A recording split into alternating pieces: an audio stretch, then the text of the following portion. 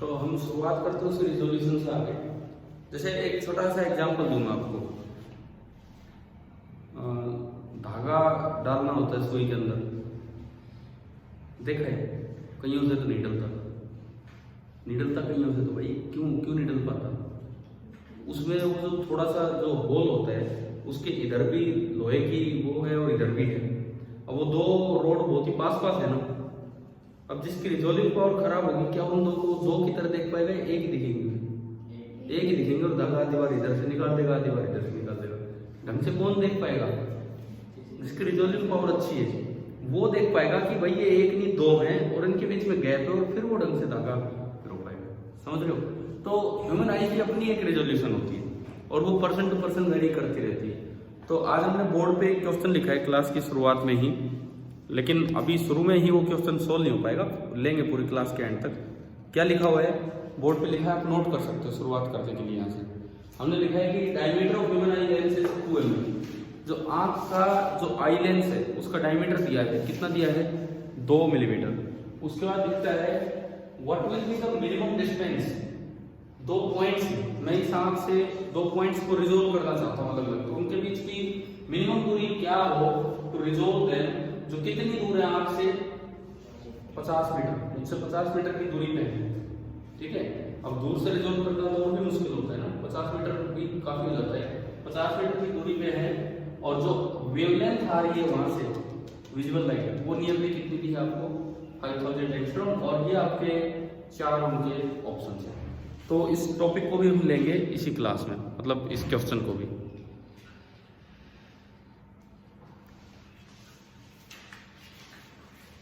अब देखो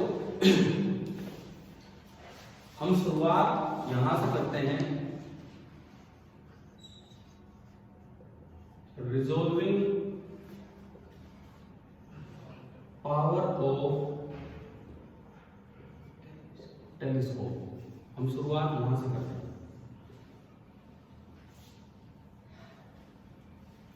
resolving power of telescope, यहां से आज की क्लास शुरू होगी। इस तरह से मेनली दो ही तो इंस्ट्रूमेंट हम पढ़ते हैं, एक तो टेलीस्कोप और एक माइक्रोस्कोप। तो उन दोनों की रिजोल्विंग पावर के फॉर्मूले क्या बनेंगे और ये सारी चीजें हम स्टडी कर लेंगे। सबसे पहली बात आती है कि इसका डायग्राम क्या बनेगा। तुम डायग्राम की तरफ आए। देखो टेलीस्कोप में 2 लेंस होते हैं, एक ऑब्जेक्टिव और एक आईपीस। टेलीस्कोप ज्योमेट्रिकल ऑप्टिक्स का एक पार्ट है। ऑब्जेक्टिव वो लेंस है जो ऑब्जेक्ट की तरफ होता है, ऑब्जेक्ट की तरफ, जिधर मून है तो उधर। आईपीस जो हमारी आंख की तरफ होता है। कौन सा लेंस बड़ा होता है? नहीं पता होगा, कोई बात नहीं। वैसे टेलीस्कोप में जो ऑब्जेक्टिव है, ऑब्जेक्टिव लेंस, वो साइज में बड़ा होता है। फोकल लेंथ में बड़ा होता है वो एक अलग बात है, साइज में भी वो बड़ा होता है। कारण क्या है उसका कारण यही है, अगर उसका साइज बड़ा होगा तो उससे रिजोल्व कर पाना चीजों को आसान हो जाएगा, ठीक है। अच्छा, एक चीज और है, ऑब्जेक्टिव पहला लेंस है, वो जो इमेज बनाएगा वो इमेज ऑब्जेक्ट का काम करेगी अगले लेंस के लिए, आईपीस के लिए, फिर हमारी आंख को कुछ नजर आएगा। अगर ऑब्जेक्टिव ने ही 2 को 2 नहीं दिखाया, एक ही दिखा के आगे भेज दिया, तो क्या आईपीस उसे 2 की तरह देख पाएगा? 2 पॉइंट को ऑब्जेक्टिव ने 1 बना के आगे भेज दिया, आईपीस तो भूल के भी नहीं देख सकता कभी भी क्यों 2 है।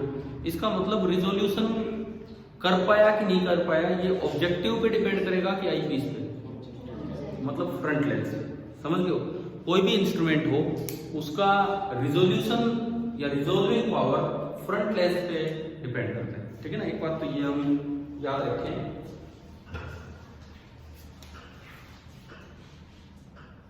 It depends on front lens. Front lens का मतलब है कि ये किस पे डिपेंड करेगा? ऑब्जेक्टिव पे। फ्रंट लेंस ऑब्जेक्टिव पे कैसे डिपेंड करेगा वो हम डायग्राम से सीखेंगे। सपोज ये ऑब्जेक्टिव लेंस है,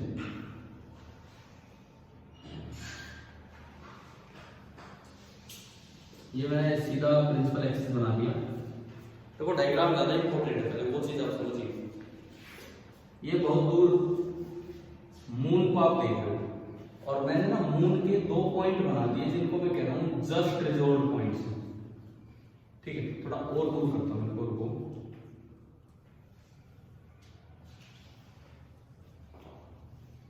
ये मैंने कहा कि ये point number 1 and point number 2, 1 and 2, these are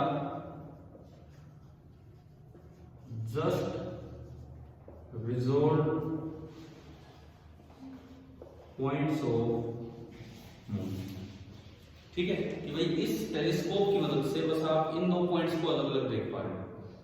इसका क्या मतलब है कि इनकी जो इमेज बनाएगा, ये जो ऑब्जेक्टिव लेंस है, इनकी जो इमेज बनाएगा वो इस तरह बनाएगा कि आधी डिस्क ओवरलैप करे और आधी आधी डिस्क अलग रह जाए, मतलब एक का सेंटर दूसरे की बाउंड्री पे आएगा, है ना। अब देखो सेंटर कहां पे, सुनो भाई, ये है ना, ये कितनी दूर है। अब टेलीस्कोप लेके तो कहां बैठे हो, अर्थ पे ही बैठे हो, और ये है मून।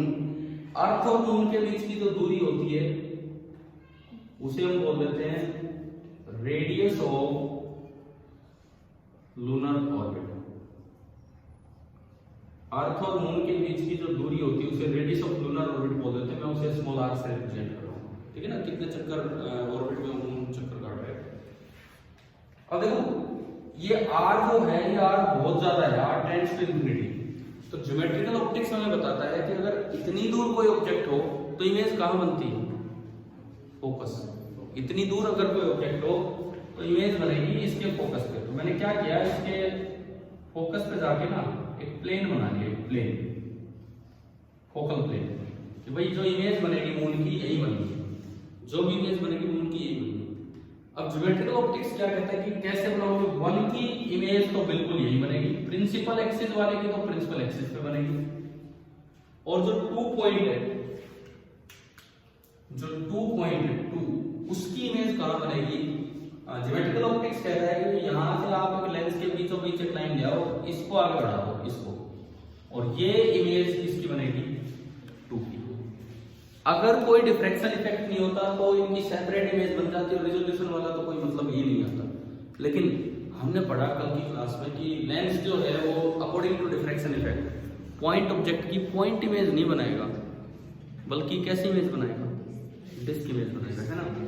तो इनकी डिस्क बनेगी, और मैं कहता हूं ये जस्ट रिजॉल्व है, ये जस्ट रिजॉल्व है। तो इसका मतलब पहले की डिस्क ऐसी बनेगी कि वो दूसरे के सेंटर से पास हो, ये तो बनी पहले की डिस्क, समझ गए हो ना। और दूसरे की डिस्क कैसी बनेगी कि वो पहले के सेंटर से पास हो, ये आपकी बनी। तो आधी डिस्क ओवरलैप कर दी, आधी अलग रहेगी, आधी अलग रहेगी। ये बताओ लॉर्ड रेले क्राइटेरिया समझ आ रहा है, ये जस्ट रिजॉल्व पॉइंट्स है। और लिमिट ऑफ रिजोल्यूशन अगर हमने कल जिक्र किया हो, एंगल के टर्म्स में भी बताया जा सकता है, लीनियर टर्म्स में भी। लीनियर टर्म्स में बात करें तो ये है लिमिट ऑफ रिजोल्यूशन, इन दोनों के बीच की दूरी d मिनिमम। एंगल की टर्म्स में बात करें तो आंख में ना ये एंगल बना है, इसको हम बोल देते हैं डी थीटा, छोटा एंगल है, डेल्टा थीटा भी बोल सकते हो, डी थीटा भी बोल सकते हो। और ये जो लेंस है, इस लेंस का साइज में कहता हूं a है, वो जो स्लिट का साइज है ना उसी तरह से। तो डायमीटर ऑफ लेंस अपर्चर, या कई बार क्वेश्चन में रेडियस ऑफ लेंस अपर्चर को a बोल देते हैं, हम डायमीटर को a बोल रहे हैं। अगर रेडियस को a बोले तो a नहीं, आपको 2a ले लेना होगा, डायमीटर लेना, ठीक है। ये तो है डायग्राम, फिर डी थीटा का फॉर्मूला निकालते हैं। पहले डायग्राम बना लो हमसे,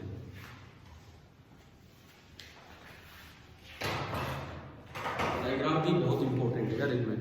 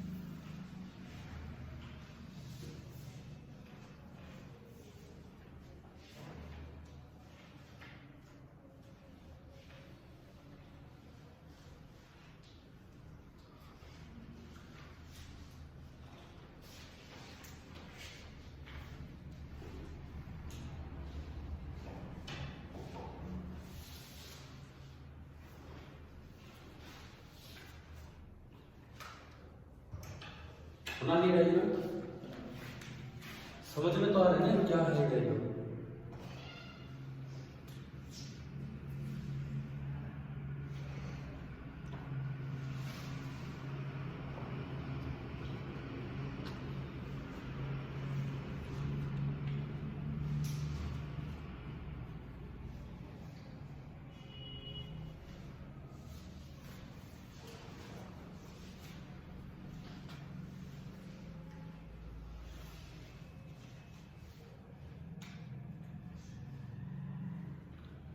अब देखो बड़ा ध्यान से जवाब देना जो मैं पूछूं, उसी से पता लगेगा कितना क्लियर हो पा रहा है।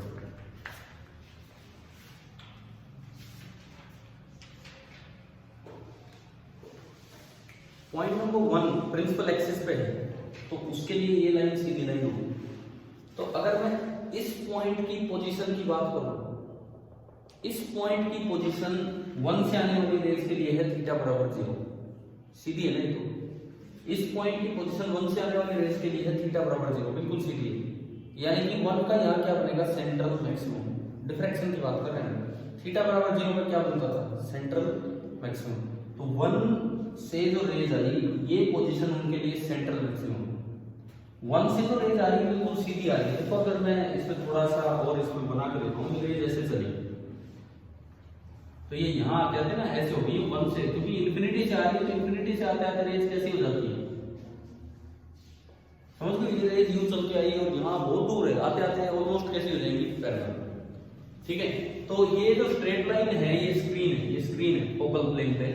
तो स्ट्रेट लाइन तो उसके लिए होगी थीटा बराबर 0। इस पोजीशन पे 1 का मिनिमम है कि 1 का मैक्सिमम है, मिनिमम दिखना चाहिए भाई डायग्राम से। मैंने कहा सोच समझ के जवाब दो, एक बार में सही होना चाहिए।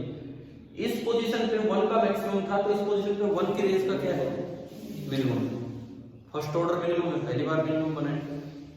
और इस पोजीशन पे एंगुलर पोजीशन ये है, और ये एंगुलर पोजीशन पे यहां से लिख लीजिए, ये डी थीटा एंगल, तो ये भी कितना होगा, डी थीटा होगा। यानी कि for the rays coming from point 1, देखो मैं इस पोजीशन की बात कर रहा हूं, for the rays coming from 1, यहां पे first order minimum, first order minimum पे क्या कंडीशन होती थी पार्ट डिफरेंस की, a sine theta is equal to lambda, बस इतना ही था, है ना। A sine theta equal to lambda याद है। तो ए तो ये साइन है, साइन थीटा ये कितना नीचे है, थीटा नहीं है, कितना नीचे है, डी थीटा। तो मैं अगर बोलूं यहां इक्वेशन बनेगी a sine of d theta that is equal to lambda. तब होता था जब लीनियर स्लिट हो, लेकिन अगर सर्कुलर स्लिट हो 1.22 लैम्डा। और मैंने कल बताया था कि जो लेंस होता है अक्सर वो ऐसी जगह फिट होता है कि उसकी साइड का अपर्चर कैसा होता है, सर्कुलर। आप हैंड लेंस भी लोगे ना, हैंड लेंस, तो वो सर्कुलर मिलेगा अपर्चर। तो अगर सर्कुलर है तो ये लैम्डा नहीं बल्कि क्या मिलेगा, 1.22 into lambda. A sine d theta is equal to 1.22 into lambda, समझ रहे हैं। तो यहां से साइन डी थीटा कितना आ गया, sine d theta 1.22 lambda upon a. और for small angle sine theta को आप नियरली क्या लिख सकते हैं, थीटा। तो यहां से मेरे पास डी थीटा आ गया, डी थीटा 1.22 लैम्डा अपॉन ए, डी थीटा आ गया 1.22। एंगुलर लिमिट ऑफ रेजोल्यूशन आ गई कि अगर फ्रंट लेंस का साइज ए है तो जो रेज आएंगी वो डी थीटा एंगल से सेपरेटेड हो तो ही हमें अलग अलग दिख पाएंगी। इससे ज्यादा हो तब भी दिखेंगी, इससे कम होंगी तो नहीं अलग से देख पाएंगे, ठीक है। और डी थीटा का फॉर्मूला क्या है, 1.22 लैम्डा अपॉन ए। अब मैं एक और बात पूछता हूँ, ठीक है, ये फॉर्मूला तो हो जाएगा यार। और अगर रिजोल्विंग पावर पूछे तो कल बताया था 1 लिमिट ऑफ रेजोल्यूशन। तो ये तो हो गया limit of resolution, angular limit of resolution लिख दो एक बार अपनी कॉपी में, अगर इतना नोट हो गया तो एंगुलर लिमिट ऑफ रेजोल्यूशन बराबर 1.22 लैम्डा अपॉन ए।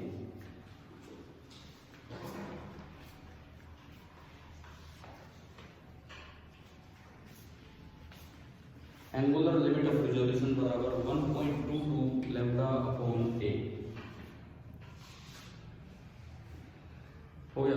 एक चीज का ध्यान दो, कई बार बुक्स में फॉर्मूला मिलता है 0.61 लैम्ब्डा अपॉन ए।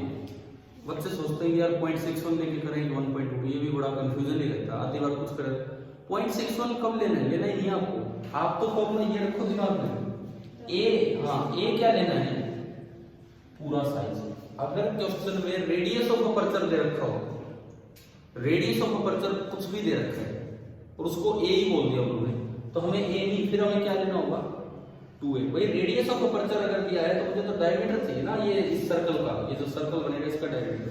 तो अगर रेडियस ऑफ अपर्चर क्वेश्चन में a दिया है तो मुझे तो 2a लेना पड़ेगा। और जब आप इस फॉर्मूले में 2a रखोगे तो अपने आप कट के क्या हो गया, ये हो गया। तो आप d थीटा का फॉर्मूला ये भी लिख सकते हो कि d theta is equal to 0.61 lambda upon a if a is the radius of circular aperture.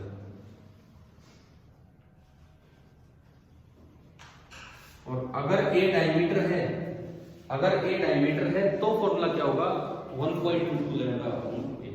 मैं तो ये कहूंगा कि आप वही याद रखो, क्वेश्चन में अगर रेडियस दिया है तो उसको डबल कर लो, है ना, कर लोगे नहीं। पर क्या होता है कई बार वैल्यू नहीं दी, अलग से दे दिया कि रेडियस ऑफ अपर्चर a है। अब ऑप्शन में एक ऑप्शन तो ये लिखा हुआ है, एक ये लिखा हुआ है, तो फिर कौन सा सही होगा, ये वाला, क्योंकि रेडियस ए है तो डायमीटर 2a, तो इस फॉर्मूले में लिख देंगे 2a पुट होगा वहां पे। समझ हो जानी चाहिए, एक एक चीज है ना। पता नहीं किस सवाल पे, किस बात पे सवाल बना के दे दिया था इन चीजों पे। रिजॉल्विंग पावर लिख दी आपने या नहीं लिखी? अगर नहीं लिखी है तो इसका लिख दो कि आरपी रिजॉल्विंग पावर होता है reciprocal of limit of resolution, तो 1 अपॉन डी थीटा। तो आरपी हो जाएगा a upon 1.22 lambda. Resolving power हो जाएगा a अपॉन 1.22 लैम्ब्डा। ठीक है। अब बताओ टेलीस्कोप का ऑब्जेक्टिव का साइज बड़ा क्यों लिया जाता है, अब बताओ। टेलीस्कोप में ऑब्जेक्टिव काफी बड़ा साइज का होता है, मीटर्स में चला जाता है उसका साइज, क्यों? हाँ अच्छी हो जाएगी। देखो अगर a बड़ा लोगे तो d थीटा छोटा हो रहा है। लिमिट ऑफ रिजोल्यूशन जितना छोटा होगा रिजोल्विंग पावर उतनी ही ज्यादा अच्छी बनेगी। तो ये लिख दो इसमें यहाँ पे, the telescope objective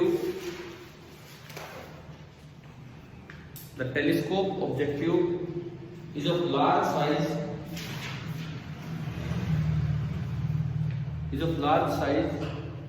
to improve its resolving power. Is of large size to improve its resolving power. इसकी रिजोल्विंग पावर को इंप्रूव करने के लिए इसका साइज बड़ा दिया जाता है। समझ आ गया होगा, है ना।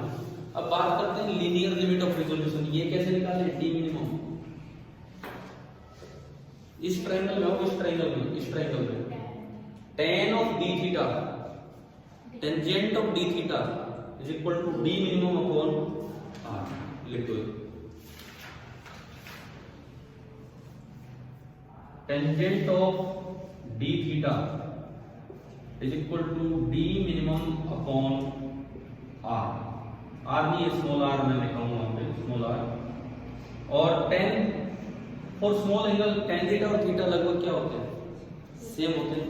तो आप इसको भी लिख सकते हो d theta is nearly equal to d minimum upon r, और यहां से d मिनिमम आ गया d minimum r into d theta, और d थीटा अभी हमने निकाला था। This is the linear limit of resolution.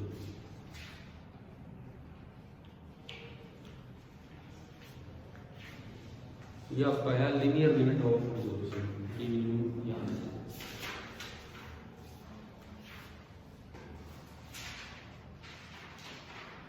और ये बात खाली टेलीस्कोप के लिए नहीं, जिसका भी फ्रंट लेंस ये ऐसा होगा उसके लिए है। अब हम आएंगे एक बार इस सवाल के बाद, आपको ह्यूमन का क्वेश्चन दिया, फिर एक क्वेश्चन टेलीस्कोप पे ले लेंगे। तो देखो इस क्वेश्चन पे लौट के आते हैं जो बोर्ड के ऊपर लिखा हुआ है।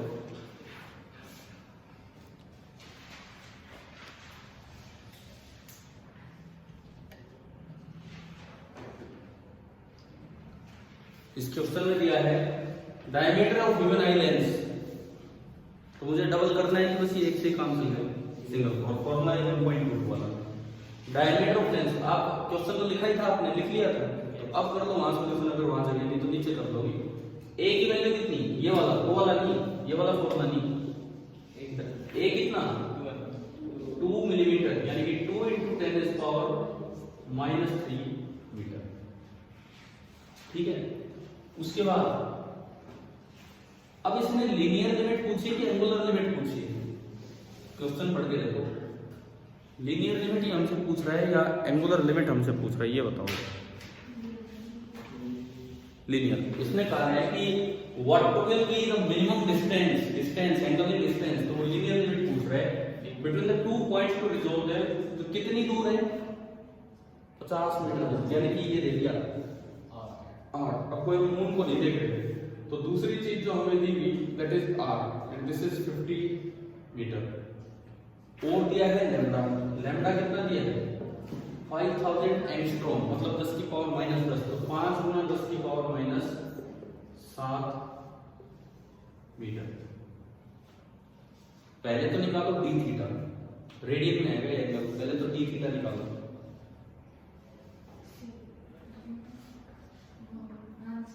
आंसर आ गया क्या, वो कौन सा ऑप्शन है, सी सही है।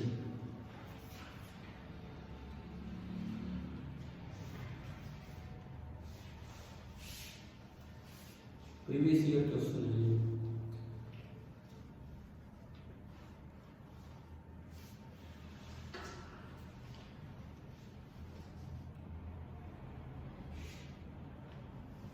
देखो सबसे पहले आपने डी थीटा निकाला 1.22 लैम्डा अपॉन ए, खाली वैल्यू पुट कर दी, और उसके बाद उस डी थीटा को किससे मल्टीप्लाई कर देना डी मिनिमम लाने के लिए, आर से, तो ये तो आएगा और डिस्टेंस।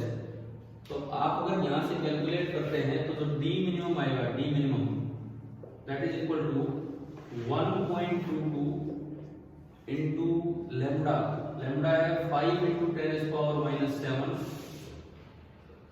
अपॉन ए, ए दिया है 2 × 10⁻⁻3, ये तो डी थीटा हो गया, और इनटू आर करना पड़ेगा लीनियर वो लाने के लिए, तो इनटू 50, ये मीटर में आएगा, ये मीटर में आएगा। तो आपको 4 ऑप्शन दिए थे बोर्ड पे, तो अब देखो ये आ रहा है क्या सेंटीमीटर में, या फिर 1.525 × 10⁻⁻2 मीटर। समझ आएगा ना क्या था, देखो सवाल मुश्किल नहीं है, पता तो होगी फॉर्मूले क्या है, कैसे करना है। और टेलीस्कोप के लिए मतलब आई के लिए भी हमने यूज किया।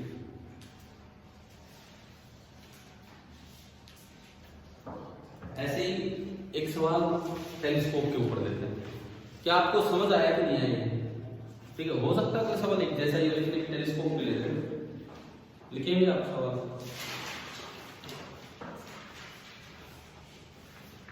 Find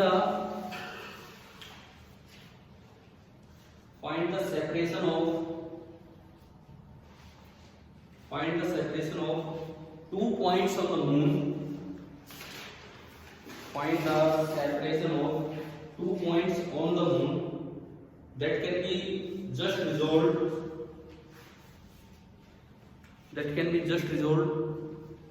by a 500 centimeter telescope.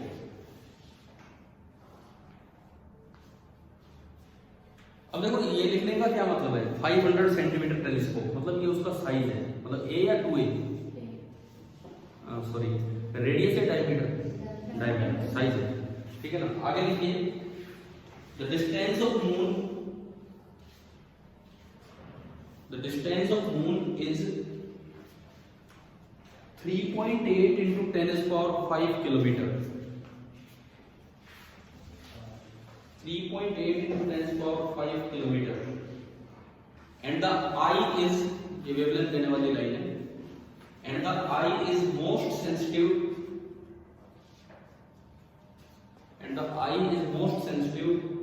To light of wavelength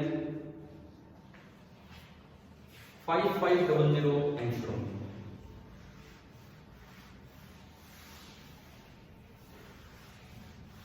I is most sensitive to the light of wavelength 5500 angstrom.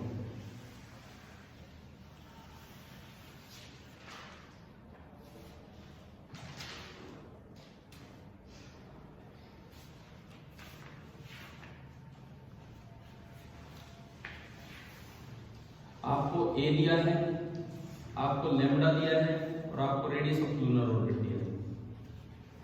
तीन चीजें दे रखी है। ए दे रखा है 500 सेंटीमीटर यानी कि 5 मीटर। लैम्डा दिया है 5500 एंगस्ट्रॉम यानी कि 5 इंटू 10⁻⁸ मीटर। और जो रेडियस ऑफ लूनर ऑर्बिट है दैट इज 3.8 इंटू 10⁵ किलोमीटर। तो 3.8 इंटू 10⁸ मीटर। किलोमीटर को आप 10⁻³ से मल्टीप्लाई कर दें, ठीक है। इन्होंने पूछा हो ये कि linear limit of separation of two point. Formula same है ना, बिल्कुल सेम, मतलब वही चीज टेलीस्कोप पे भी लग जाएगी। पहले डी थीटा लिखा, डी थीटा क्या होता है 1.22 लैम्डा अपॉन ए। ये आया कैसे वो समझ आ गया आपको? नीचे एक पोजीशन बनाई फर्स्ट ऑर्डर मिनिमम उससे, और फिर जो डी मिनिमम है, d minimum that is r into d theta 3.8 into 10⁸ into d theta 1.22 into 55 into 10⁻⁸ upon. Check करो भाई ये इसका आंसर है, चेक करो क्या ये आ रहा है कि नहीं आ रहा है। आराम लिखना है। मतलब वो ऑप्शंस जो है ना, मैंने 4 ऑप्शन दे दिए, मैंने आपको आंसर दे दिया। तो 51 मीटर इसका आंसर है।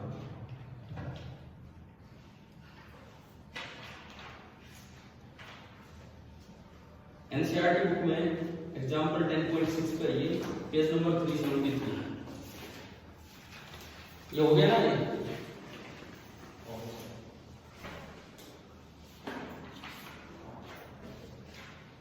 पेज नंबर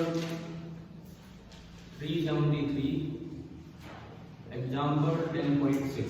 यार एक बार ना ये अभी 2-3 साल पहले ये का ये क्वेश्चन डायरेक्ट जेई के पेपर में आ गया, आईआईटी जेई वाले में डायरेक्ट यूं पर वैल्यूज भी अलग दी ये कि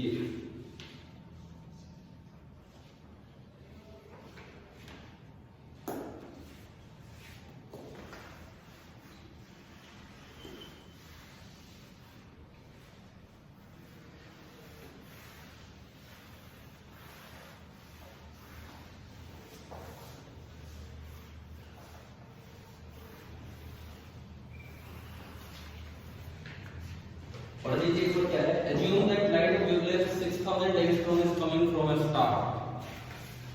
यानी कि आपको पहली चीज क्या दी इन्होंने, वेवलेंथ दे दिया, ठीक है। देखते हैं क्या है सवाल, क्या कुछ है क्या नहीं है। लैम्डा दे दिया, कितना दिया है 6000। तो 6000 इंटू 10⁻⁻10 मीटर लैम्डा दे दिया। उसके बाद ये लिखता है what is the limit of resolution of a telescope. अब लिमिट ऑफ रिजोल्यूशन बोला है और कुछ radius of orbit, lunar orbit कुछ नहीं दिया, तो इसका आपको एंगुलर लिमिट बतानी है, डी थीटा इसको बतानी है। whose objective is a diameter of 100 inch. अब ए दे दिया, ए कितना क्या है 100 इंच। एनसीईआरटी के सॉल्यूशन की तरफ मत जाना, बिकॉज वो ए को रेडियस बोलता है, वो फॉर्मूला अपना रेडियस के टर्म में चलता है, हम किसके लेके चलते हैं डायमीटर के टर्म में। लेकिन अब ये कन्वर्जन आना चाहिए, इनसे सवाल आगे नहीं बढ़ेगा क्योंकि उन्होंने तो इंच में दे दिया। अब 1 इंच में ना 2.54 सेंटीमीटर होते हैं, ये हमें याद रखना चाहिए। तो 100 इंच का मतलब है 100 इंटू 2.54 सेंटीमीटर, कितना हो गया 254 सेंटीमीटर यानी कि 2.54 मीटर। आगे समझ, 1 इंच में 2.54 सेंटीमीटर होते हैं। इस क्वेश्चन को करने के लिए ये जानकारी हमें होनी चाहिए, 1 इंच में इतने सेंटीमीटर होते हैं, ये जानकारी हमारे पास होनी चाहिए।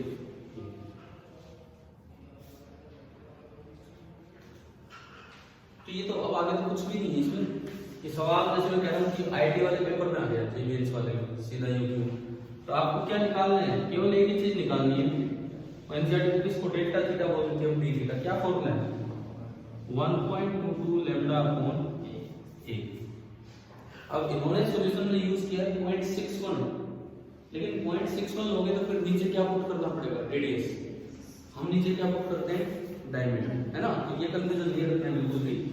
तो ये आपका आया 1.22 इंटू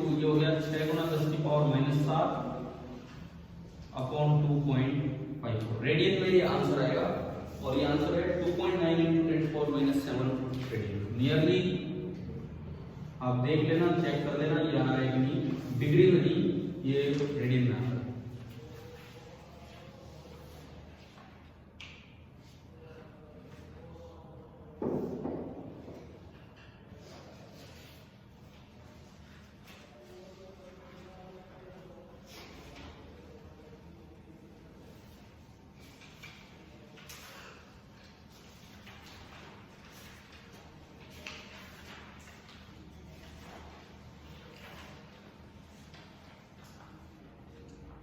तो अभी बताओ भाई, ये टेलीस्कोप की रिजोल्यूशन पावर आ गई ना, समझ कैसे कैलकुलेट करते हैं।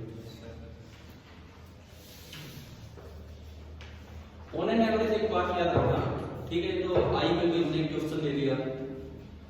ऑन एन एवरेज जो आई की एंगुलर लिमिट ऑफ रिजोल्यूशन होती है वो नियरली हाफ डिग्री होती है, हाफ डिग्री। ऐसे नहीं, रुको, एक क्वेश्चन की तरह लिखो, मतलब आपको कुछ भी नहीं दिया कि कितना आई के डायमीटर का साइज है, बस ये एक सवाल है, क्वेश्चन ही लिखिए what is the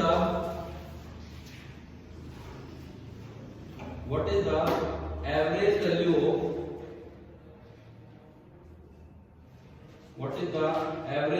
of angular limit of resolution, what is the average value of angular limit of resolution of an adult human eye?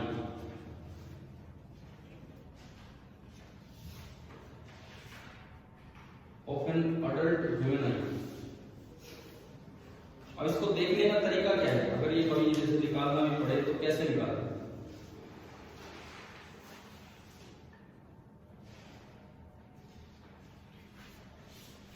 इसका आंसर लिखो, आप लिख लीजिए, इसका आंसर लिखिए,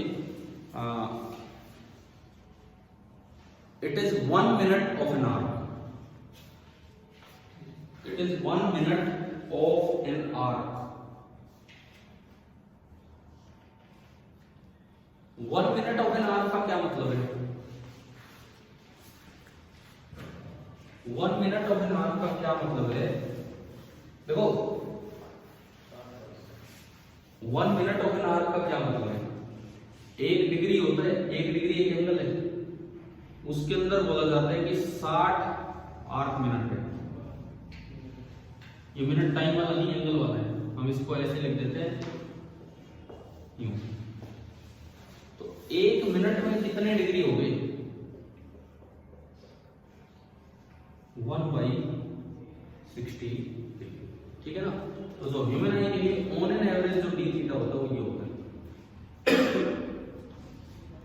और ये तो देखो जो सवाल आया अभी ह्यूमन आई का दिया ही था हमने शुरू में, तो अगर आई लेंस का साइज दे रखा है डायमीटर, तो फिर हम ये यूज नहीं करेंगे, फिर तो आपको निकालना नहीं।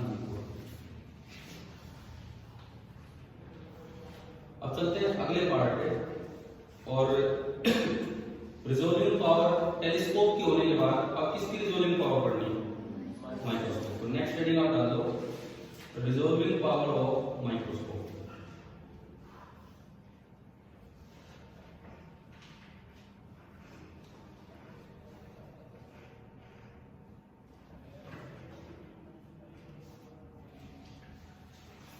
सेकेंड लास्ट टॉपिक है एक तरह से, सेकेंड लास्ट, और उसके बाद एक लास्ट टॉपिक फ्रेशनल डिस्टेंस है, बस पूरा हो ही रहा है ये वाला डिफ्रैक्शन वाला पार्ट है।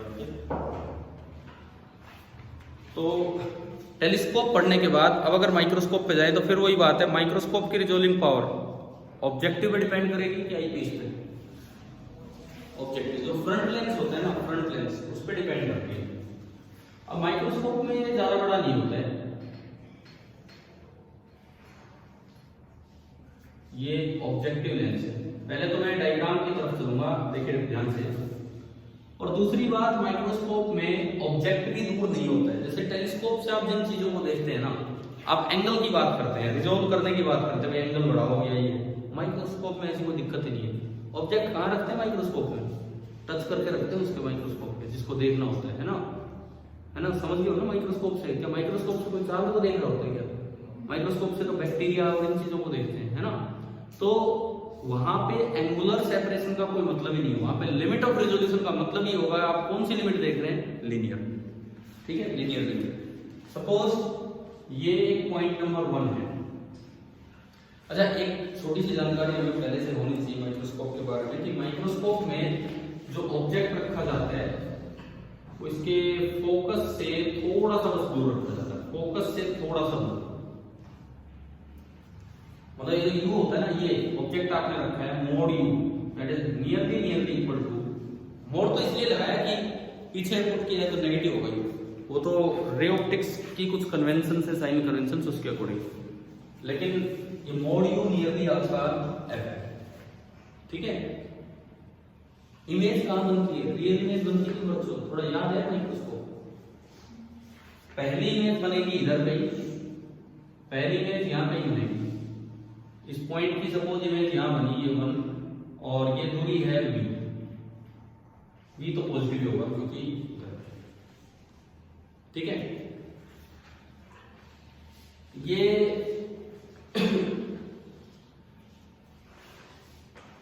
इसके साइज को किससे रिप्रेजेंट करूंगा? ऐसे ही कर ले हम दोबारा। इसके साइज को मैं फिर दोबारा ए से कर रहा हूं, शायद आपकी बुक डी से कर रही होगी, कैपिटल डी से। छोड़ो उसको, डायमीटर को कैपिटल डी बोल रहा है क्योंकि उसका एक कारण है, वो ए रेडियस को बोल रहा था पिछले में, तो उसने डायमीटर को कैपिटल डी बोला, हम तो अपना ए बोल सकते हैं। ठीक है ना, ये ए है। तो यहाँ पे ना इसका यूज किया जाएगा कि ये पॉइंट दोनों साइड, लेंस के दोनों साइड कितना एंगल बनाना है। इस एंगल को बीटा से रिप्रेजेंट कर देते हैं, बीटा इधर, बीटा इधर। और यहाँ पे टर्म डिफाइन होती है साइन बीटा। साइन बीटा जो पता होता है, जो माइक्रोस्कोप के ऑब्जेक्टिव पे लिखा रहता है, तो उसको बोलते हैं न्यूमेरिकल अपर्चर। एक टर्म डिफाइन होती है साइन बीटा, जिसको बोलते हैं न्यूमेरिकल अपर्चर। ऑब्जेक्टिव पे लिखा रहता है, मार्क रहता है पहले से, मतलब मैं साइन बीटा कभी भी निकाल सकता हूँ। अब मैं डायग्राम की तरफ चलूँ। देखो अब ध्यान दो इधर, फिर थोड़ी देर में स्टार्ट कर रहे हैं कि कैसे रिजोल्विंग पावर आएगी और क्या आएगी। पहली बात, जस्ट रिजोल्व पॉइंट मैंने इससे थोड़ा ऊपर बनाया, थोड़ा ऊपर। सपोज ये पॉइंट नंबर 2 है and 1 and 2 just resolve point है, तो इनके बीच की जो दूरी है वही लिमिट ऑफ रिजोल्यूशन होगी, और उसी को मैं क्या बोलूंगा? D minimum. या एंगुलर लिमिट की कोई जरूरत ही नहीं, पॉइंट ही बहुत पास है। और रिजोल्विंग पावर चाहिए तो डी मिनिमम का है, रिजोल्विंग पावर चाहिए तो क्या करेंगे? डी मिनिमम का रेसिप्रोकल। ठीक है ना। तो देखो आप सुनो, पहले डायग्राम पूरा करें, उसके बाद फिर फॉर्मूला निकालेंगे। डायग्राम ये कहता है कि पॉइंट ऑब्जेक्ट की पॉइंट इमेज नहीं बनेगी, डिफ्रैक्शन इफेक्ट के कारण कैसी इमेज बनेगी? Disc image. तो पॉइंट ऑब्जेक्ट 1 उसकी इमेज एक बड़ी इमेज बन गई। अच्छा, पॉइंट ऑब्जेक्ट 2 की इमेज रे ऑप्टिक्स कहती है कि आप यहां से एक रे लाओ, इसके बिल्कुल सेंटर से ले जाओ और ये यहां इस जगह बनेगी, है ना। ऐसे किया था हमने पहले वीडियोस में। तो ये 2 है तो ये 2 की इमेज बननी चाहिए, यहां 2 की इमेज। इसका मतलब देखो, जस्ट रिजोल्व का मतलब है कि 1 की डिस्क ऐसी हो कि 2 के सेंटर से पास हो, और 2 की डिस्क ऐसी हो कि वो 1 के सेंटर से पास हो। समझ गए हो कि नहीं? जस्ट रिजोल्व वाला केस यही तो लोड रेले क्राइटेरिया था कि इस तरह होंगे तो ये जस्ट रिजोल्व पॉइंट्स होंगे। अब पहले बना लो प्लेन।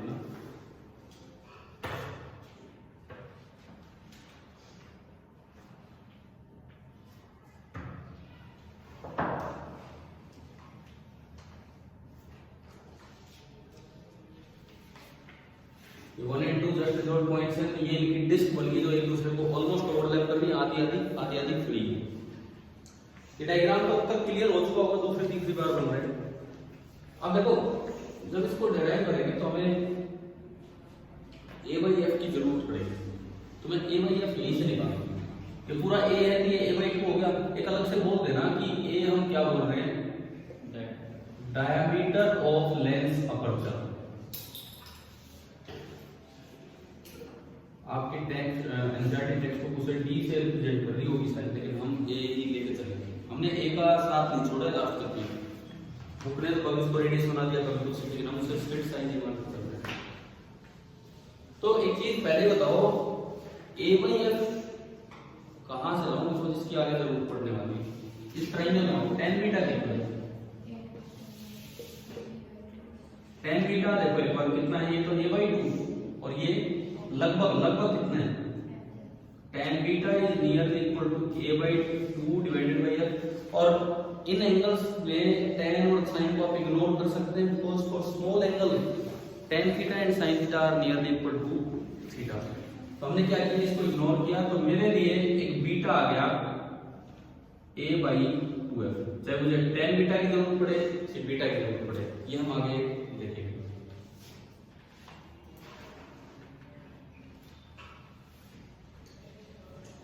अब देखो, अब मैं मैग्निफिकेशन की तरफ चलूंगा। रे ऑप्टिक्स क्या कहती है कि अगर आप इसे एक ऑब्जेक्ट की तरह देखें, अगर आप इसे एक ऑब्जेक्ट की तरह देखें तो ये उसका इमेज साइज है, ये 1 to 1 to inverted image. Ray optics हमें कहती है कि अगर ये ऑब्जेक्ट है तो ये क्या है, उसकी इमेज। ठीक है, थोड़ा सा ध्यान देगा। मान लो ये जस्ट रिजॉल्ट पॉइंट्स ने जो एंगल बना रखा है वो कितना बना रखा है, डी थीटा। तो ये एंगल डी कितना होगा, डी थीटा होगा। हालांकि डी थीटा का निकालना नहीं है, जो लिमिट लीनियर लिमिट निकालेंगे। तो एक बार देखो, इस ट्रायंगल में देखो, ये 1 2 के बीच की दूरी को मैं h बोलता हूं। tan d थीटा कितना होगा, tan d थीटा यहां से h by v। tan d theta को आप नियरली क्या लिख सकते हैं, d थीटा। तो यहां से h कितना आ गया, h कितना आ गया, v into d theta.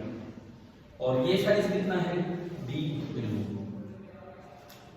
Magnification, geometrical optics हमें कहती है कि एक मैग्निफिकेशन की टर्म होती है, मैं उसका मोड ले रहा हूं। वैसे तो नेगेटिव है क्योंकि ऑब्जेक्ट ऊपर और इमेज कहां है, नीचे, तो मैग्निफिकेशन नेगेटिव है, लेकिन मैं उसका मोड ले रहा हूं। और ज्योमेट्रिकल ऑप्टिक्स कहती है कि मोड का मतलब है height of image upon height of object. तो हाइट ऑफ इमेज कितना है, h, और हाइट ऑफ ऑब्जेक्ट कितना है, d मिनिमम। और h कितना है यहां से, v into d theta upon d। एक चीज तो ये। दूसरी बात, ज्योमेट्रिकल ऑप्टिक्स में लेंस के मैग्निफिकेशन का एक फॉर्मूला भी होता है, v by u। पढ़ा है, लेंस इक्वेशन होती है 1 by v minus 1 by u equal to 1 by f, और लेंस के मैग्निफिकेशन का फॉर्मूला होता है v by u। तो अगर आप वहां से लेंगे तो मोड m हो जाएगा mode v upon mode u, क्योंकि मुझे नेगेटिव दिया है ना, तो मोड ले रहा हूं। अब मोड v तो v है क्योंकि वो पॉजिटिव है। देखो जो आगे वाली वैल्यू होती है वो पॉजिटिव होती है, तो v होगा। और मोड u लगभग कितना है, ये डिस्टेंस ये लिखा दिया मैंने, ये फॉर्मूला है मैग्निफिकेशन का। है तो दोनों मैग्निफिकेशन। तो फ्रॉम इक्वेशन 1 and 2 आपने इन दोनों को इक्वेट किया, तो ये बना v into d theta upon d minimum, that is equal to v by f। v से v कैंसिल, मेरे पास d मिनिमम तो आया, d मिनिमम ही मुझे चाहिए, लेकिन d थीटा और एक्स्ट्रा टर्म उसको हटाएंगे, f into d थीटा। यहां तक पहुंच रहा।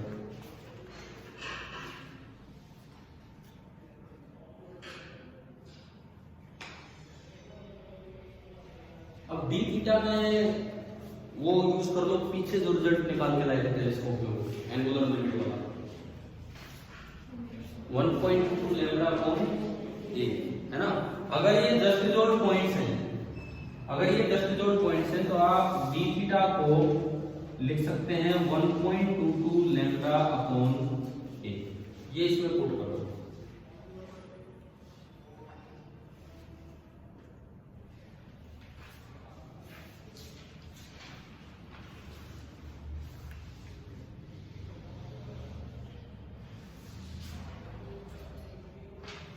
क्या पुट, डी थीटा के लिए आपने ये पुट किया तो डी मिनिमम कितना आ गया, f into 1.22 lambda upon a।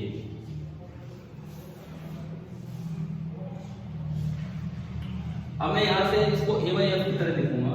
This implies d d minimum is equal to 1.22 lambda upon a by f. बताओ ऐसा लिख पाएगी इक्वेशन नंबर 3। आगे अब ए बाई एफ में यहां से निकाल के लाऊंगा, यहां से मैंने शुरू में कोई इक्वेशन बना रखी थी, इसको ये इग्नोर करने की जरूरत थी, क्योंकि ये एंगल इतना छोटा नहीं है, डी थीटा एंगल छोटा होता है, हम इग्नोर नहीं करेंगे, वो स्टेप एक हटा दो। एक मैंने गलती से लिखा था ना, उसको इग्नोर नहीं करना है। बिकॉज देखो डी थीटा एंगल छोटा होता है, परंतु इस लेंस का कुछ साइज है, तो बीटा इतना छोटा एंगल नहीं है। छोटा है उसका यूज भी करेंगे, छोटा तो है उसका यूज करेंगे, लेकिन इग्नोर नहीं करेंगे। कारण हमें एक चीज पहले से पता होती है, क्या न्यूमेरिकल अपर्चर, उसका यूज करेंगे।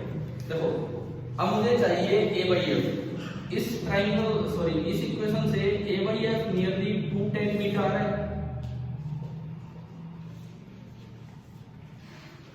Equation number 4 put in equation 3, इस ए बाई एफ की वैल्यू आप इक्वेशन 3 में पुट कीजिए।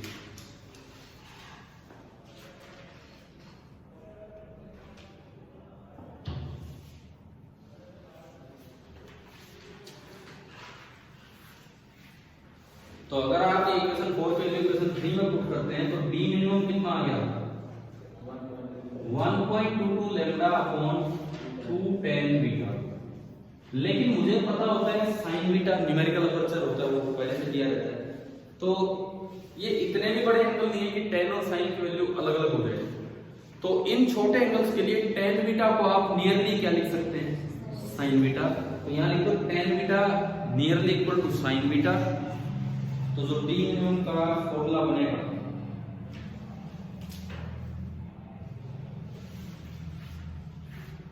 तो यहां पे जो डी मिनिमम का फॉर्मूला बनेगा, लिमिट ऑफ रिजोल्यूशन का वो बना 1.22 लैम्डा अपॉन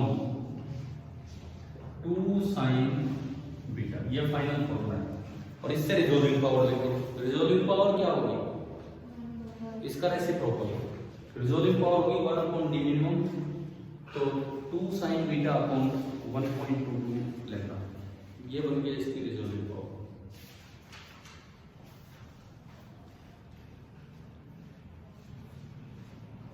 अब देखो इसको इंप्रूव करने का तरीका क्या है, एक बार मैं उस पे आऊंगा। ठीक है भाई, ये बताओ यार, आएगा समझ में कैसे क्या किया हमने।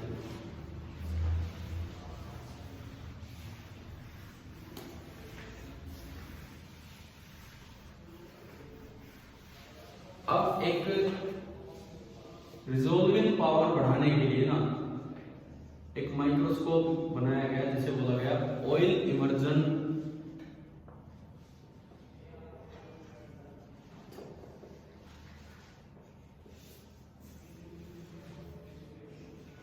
Objective microscope. इसका क्या मतलब है, थोड़ा सा ही देखना है, बहुत नहीं, थोड़ा सा ये पॉइंट समझना है। इसमें इस माइक्रोस्कोप में क्या किया गया, जैसे ये एक ऑब्जेक्टिव लेंस है, इसके पीछे आईपीस होगा, माइक्रोस्कोप में आईपीस बड़ा होता है, ऑब्जेक्टिव छोटा होता है। ये जो ट्यूब बनाई जाती है, ट्यूब,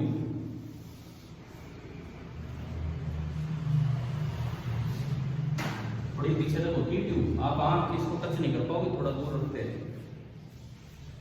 पता है कि नहीं पता है, ये आंख बिल्कुल लेंस को टच नहीं करती, थोड़ा दूर रखते हैं। जिस पोजीशन पे आंख रहती है उस पोजीशन को आई रिंग भी बोलते हैं। कोई नहीं, कभी फिर पढ़ा देगा आपको, मैंने वैसे वीडियो बना रखा है उसको पढ़ा रखा है। अब देखिए सुनिए, ये क्या किया जाता है, यहां से इस ट्यूब को आगे बढ़ा दिया जाता है ऑयल इमर्जन ऑब्जेक्टिव माइक्रोस्कोप में, और ये एक चैम्बर बन गया।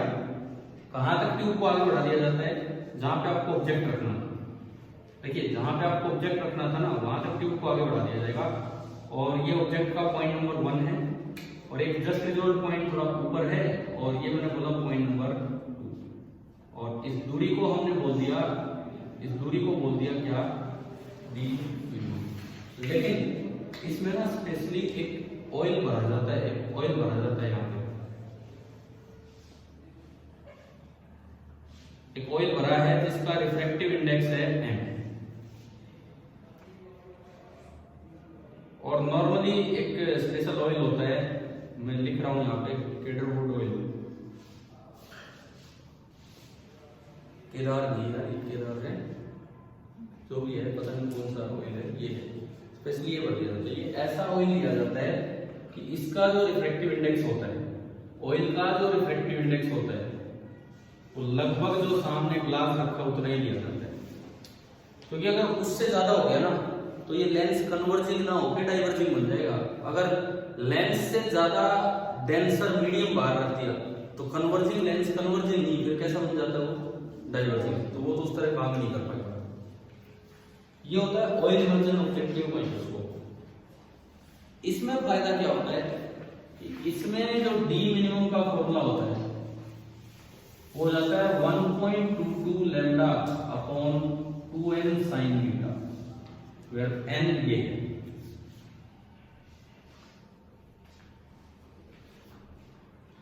बस वही तो है फॉर्मूला। और यहाँ पे जो न्यूमेरिकल अपर्चर है मार्क होगा इसके साथ, यहाँ पे न्यूमेरिकल अपर्चर जो है वो साइन बीटा नहीं, यहाँ पे जो न्यूमेरिकल अपर्चर है वो साइन बीटा नहीं बल्कि कितना होता है n साइन बीटा, वो पहले से पता होगा। और रिफ्रैक्टिव इंडेक्स एक से बड़ा होता है एक से छोटा होता है, एक से बड़ा होता है, तो n एक से बड़ी चीज नीचे आ गई, यानी कि d मिनिमम कम हो गया, d मिनिमम पहले से कम हो गया। d मिनिमम अगर पहले से कम हो गया तो इसका मतलब जो रिजोल्विंग पावर है वो इंप्रूव होगी। d मिनिमम कम होने का मतलब है कि रिजोल्विंग पावर इंप्रूव होगी पहले से कुछ।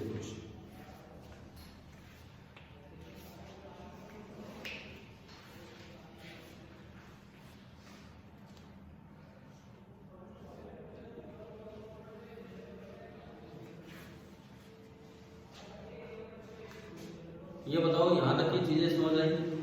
ठीक है, अब इनमें यूं आता है क्वेश्चन, यूं आ जाता है भाई कौन सा फैक्टर है जो सबसे ज्यादा रिजोल्विंग पावर को प्रभावित कर रहा है, जो हमारे कंट्रोल में है, जो हम देख सकते हैं। तीन तरीके हैं जिनसे आप रिजोल्विंग पावर को इंप्रूव कर सकते हैं। यहां तक हो गया? लिख लिया? ये नहीं लिखा तो कोई बात नहीं, लिखो।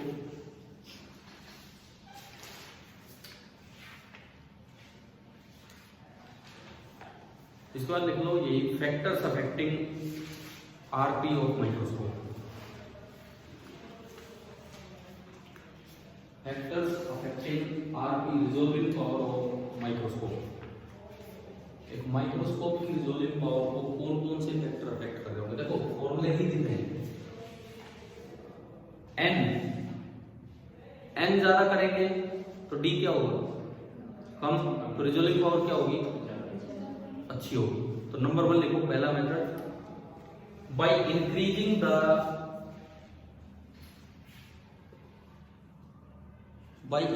The value of n।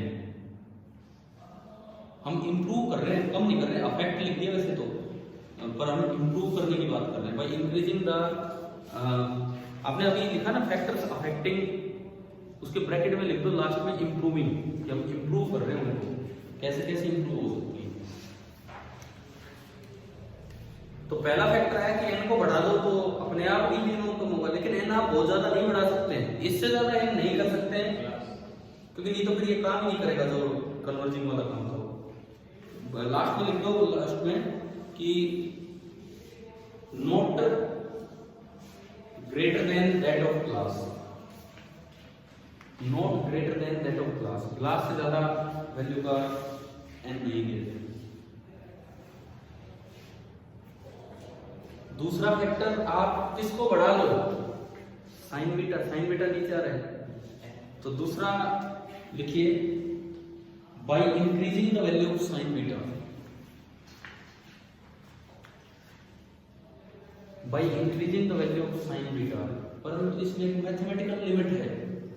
Mathematics कहता है कि साइन बीटा की तो मैक्सिमम वैल्यू ही कितनी हो सकती है? 1, उससे ज्यादा तो बढ़ ही नहीं सकता, आप कितना ही एंगल ले लो। ठीक है, ब्रैकेट में लिख दो but can not be more than 1।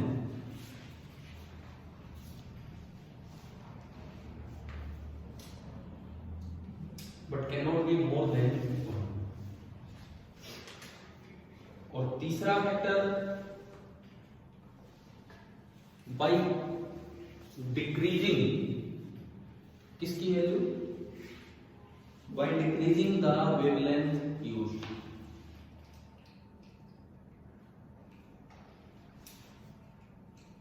तो अभी बताओ तीनों में से सबसे ज्यादा फैक्टर इंपॉर्टेंट कौन सा है जो रिजोल्विंग पावर को डिसाइड कर रहा है? लैम्डा। एन पे भी एक लिमिट है, साइन बीटा पे भी एक लिमिट है, लैम्डा आप कितना में लेते हो? लास्ट में लिख दो RP is mainly determined by lambda. RP is mainly determined by lambda. अब यहां देखो कुछ अच्छे सवाल बनेंगे जो इस चैप्टर में नहीं होंगे, मॉडर्न फिजिक्स में होंगे। इलेक्ट्रॉन माइक्रोस्कोप एक ऐसा माइक्रोस्कोप होता है जो इलेक्ट्रॉन के वेव नेचर का यूज करता है। उसमें लाइट वेव नहीं, उसमें इलेक्ट्रॉन एज ए वेव काम आती है। अब वो वेवलेंथ कैसे निकालते हैं? D Brohi wavelength, de Broglie बोल देते हैं, डी ब्रोई वेवलेंथ, वो हम उसमें सीखेंगे मॉडर्न फिजिक्स में। तो वहां पे इलेक्ट्रॉन माइक्रोस्कोप यूज होगा। तो इलेक्ट्रॉन माइक्रोस्कोप अच्छा क्यों होता है ऑप्टिकल माइक्रोस्कोप से? क्योंकि उसमें इलेक्ट्रॉन वेव यूज होती है, उसकी वेवलेंथ कम होती है, लैम्डा कम होगा तो डी मिनिमम भी कम होगा। तो ये पॉइंट यहां पे लिख दो। एन इलेक्ट्रॉन माइक्रोस्कोप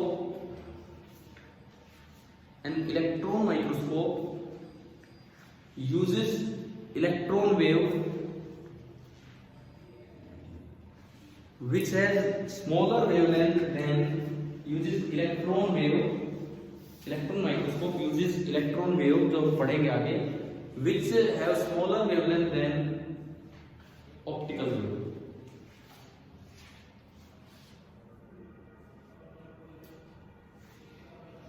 अब जैसे एक सवाल आ जाए, एक बार आया हुआ था बोर्ड में इन्हीं पिछले 5 साल में, माइक्रोस्कोप और टेलीस्कोप किसका मेन पर्पस रिजोल्यूशन है और किसका मेन पर्पस मैग्निफिकेशन है? देखो वैसे तो हमने ना कभी ज्योमेट्रिकल ऑप्टिक्स आप पढ़ेंगे या मैंने पढ़ाई है पहले, तो उसमें आप पढ़ेंगे मैग्नीफाइंग पावर भी डिफाइन होती है दोनों के लिए। और अब हमने दोनों के लिए क्या डिफाइन कर ली? Resolving power. But main purpose किसका क्या है? मैग्नीफाई करना मतलब बड़ा करना, रिजोल्व करना मतलब जो पास पास दिख रहे हैं उन्हें दूर करना। आप टेलीस्कोप से मून को देख रहे हैं, मून क्या छोटा है? मून तो अपने आप में ही बहुत बड़ा है। तो हम मैग्नीफाई नहीं करते, हम केवल क्या करते हैं? रिजोल्व करते हैं। भाई जो पास पास दिख रहे थे उनको थोड़ा खोल दिया। और माइक्रोस्कोप से आप बैक्टीरिया को देख रहे होते हैं, बैक्टीरिया सेल्स को, इनको, वो वैसे ही क्या होते हैं? बहुत ही छोटे। तो वहां मेन पर्पस रिजोल्व नहीं बल्कि मैग्नीफाई। तो लास्ट में एक पॉइंट ये और देखो, it is good to remember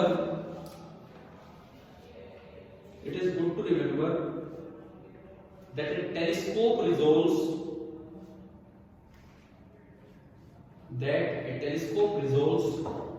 whereas a microscope magnifies।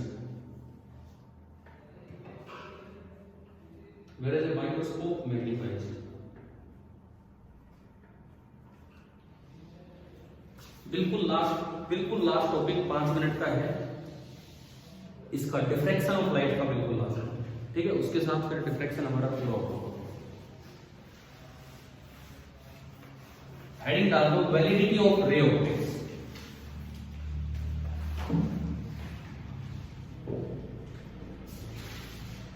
Validity of ray optics.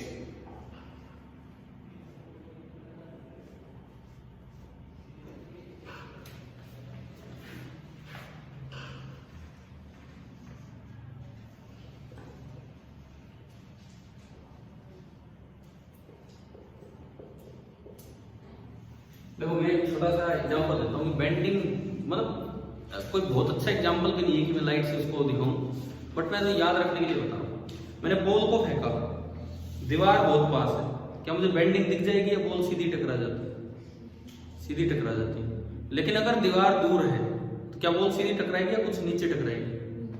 नीचे। तो मतलब बेंडिंग ऑब्जर्व करने के लिए जो दीवार है, जो स्क्रीन है, वो कम से कम कुछ दूरी पे होनी चाहिए। वही काम लाइट में।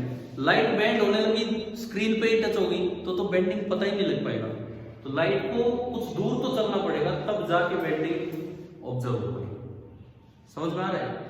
जैसे क्या होता है, एक हवाई जहाज जा रही है, बहुत ऊपर जा रही है, क्या उसकी शैडो बनती है नीचे? क्यों नहीं बनती? इतना बड़ा एक छोटा सा एग्जांपल दो।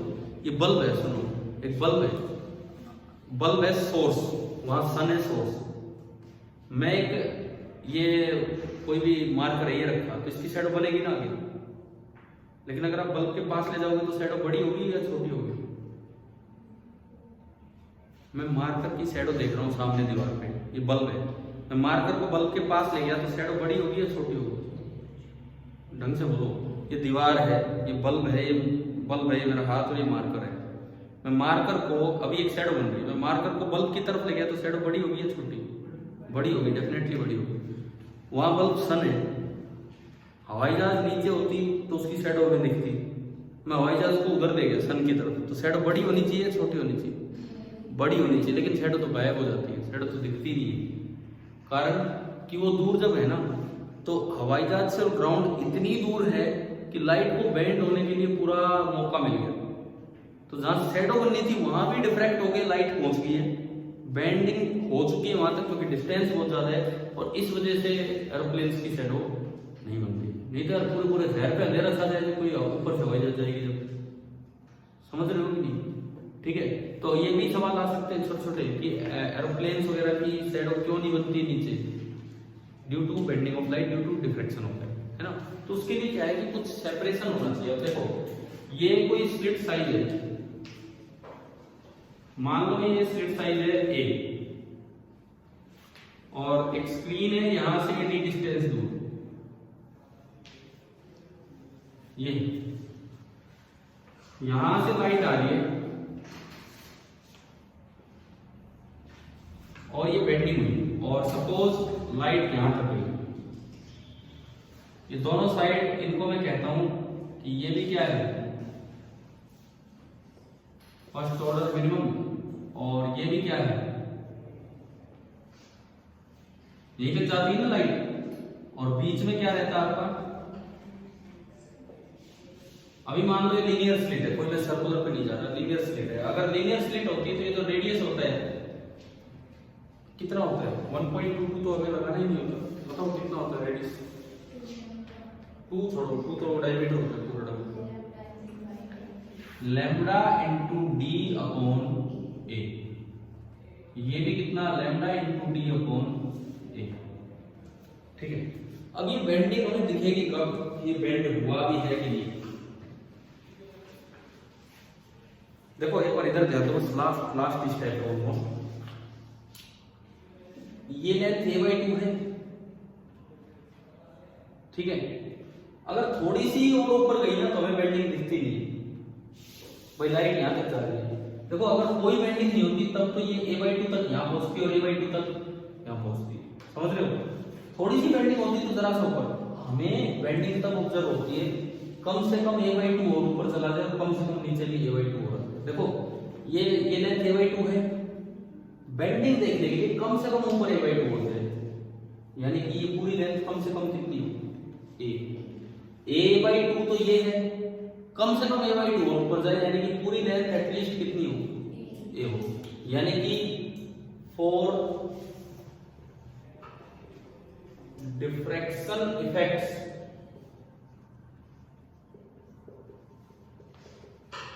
टू बी नोटिसेबल, अगर आप डिफ्रैक्शन इफेक्ट्स को देखना चाहते हैं तो जो लैम्डा डी बाई ए है this should be greater than और इक्वल टू ए। आया ना समझ? यहां से अगर मैं देखूं तो d should be greater than और equal to a square by lambda, यानी कि ये जो d मिनिमम है, कम से कम दूरी कितनी होनी चाहिए? a square by lambda. और इसको फ्रेस्नेल डिस्टेंस बोल देते हैं, zf से डिनोट कर देते हैं, zf a square by nearly, यार ये अप्रोक्सीमेट डिस्टेंस है, अप्रोक्सीमेट डिस्टेंस है, कोई हार्ड एंड फास्ट की नहीं, फ्रेस्नेल्स डिस्टेंस इसे बोला जाता है कि कम से कम स्क्रीन इतनी दूर होगी तो जाके आपको डिफ्रैक्शन इफेक्ट ऑब्जर्व होगा।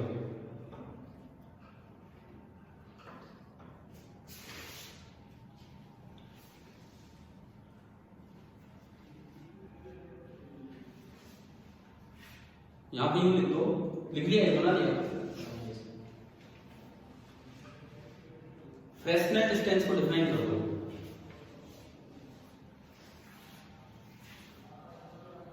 Fresnel distance Fresnel distance is the minimum distance.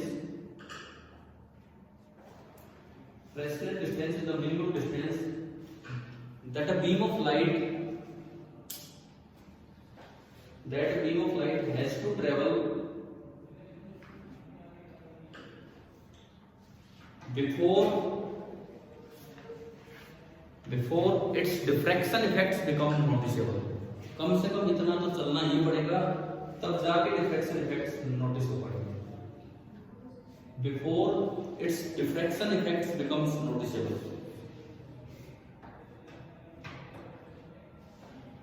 Diffraction effects become noticeable. तो देखो फाइनल रिजल्ट ये है कि for z less than zf क्या बेंडिंग ऑब्जर्व हो पाएगी? नहीं हो पाएगी. तो for z less than zf रे ऑप्टिक्स इज वैलिड. लिख दो ये यहां पे रे RAY रे, जो पीछे पढ़ के आए, पीछे आपने पढ़ी है. for z less than zf reflection effects become noticeable. ये बोला मैंने. तो ये दो बातें ये लिख दो कि for z less than zf ray optics is valid and for z greater than zf wave optics is valid. For z greater than zf wave optics is valid. एक जगह ray optics है और एक जगह wave optics है. क्या ये दो बातें आ गई हैं समझ? For z less than zf ray optics is valid and for z greater than zf wave optics is valid. एक क्वेश्चन लिखो सिंपल इसी पे सीधा. If wavelength of light tends to 0, ऐसे भी आप लिख सकते हो. If wavelength of light tends to 0, then which optics is valid? Ray or wave? If wavelength of light tends to 0, then which optics is valid? Ray or wave? देखो ZF का formula देखो. ZF का formula कितना है? a square by lambda. lambda tends to 0 का मतलब है ZF tends to infinity. आ गया मतलब इंफिनिटी तक तो कौन सी ऑप्टिक्स चल रही है? इधर देख के बताओ भाई. फ्रॉम z लेस टू रे. इंफिनिटी तक तो रे और इंफिनिटी पे हम कभी पहुंच नहीं सकते. तो कौन सी ऑप्टिक्स वैलिड होगी? Ray optics. समझ गए ना? ZF टेंड्स टू इंफिनिटी आ गया. इसका मतलब हर जगह ही कौन सी ऑप्टिक्स वैलिड है? Ray optics. नहीं समझ में आया तो बताओ एक बार. ये पॉइंट आ गया ना? इसीलिए रे ऑप्टिक्स की मेन कंडीशन ये होती है कि वेवलेंथ टेंड्स टू 0. ये बात याद रखना. रे ऑप्टिक्स की मेन कंडीशन ये होती है कि वेवलेंथ टेंड्स टू 0, तब वो हर जगह वैलिड होगी. ठीक है. और अब आपके इस पे न्यूमेरिकल जो है ना आपकी एनसीईआरटी टेक्स्ट बुक का एग्जांपल 10.7 और उसके बाद तो फिर सीधा नेक्स्ट टॉपिक है. पेज नंबर 376 पे एग्जांपल 10.7. पेज नंबर 376 पे एग्जांपल है 10.7. एक बार देख लो क्या है. फॉर व्हाट डिस्टेंस कितनी दूरी तक,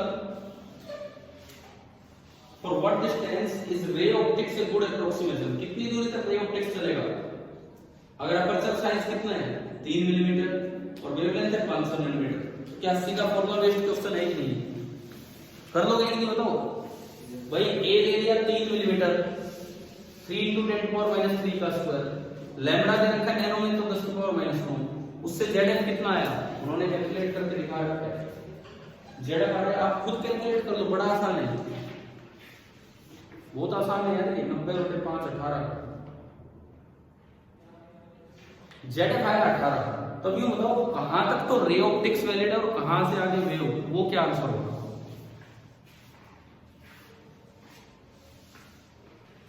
भाई ZF आ गया 18. इसका मतलब है कि for distances less than 18 metre ray optics is valid and for distances greater than 18 metre wave optics is valid. कम से कम ये किया करो घर जाके क्वेश्चन सुन लो. तो तो ये डिफ्रैक्शन हमारी तरफ से पूरा होता है। समझ आ गया ना आप सभी को? क्लियर है भाई सभी को? ठीक है।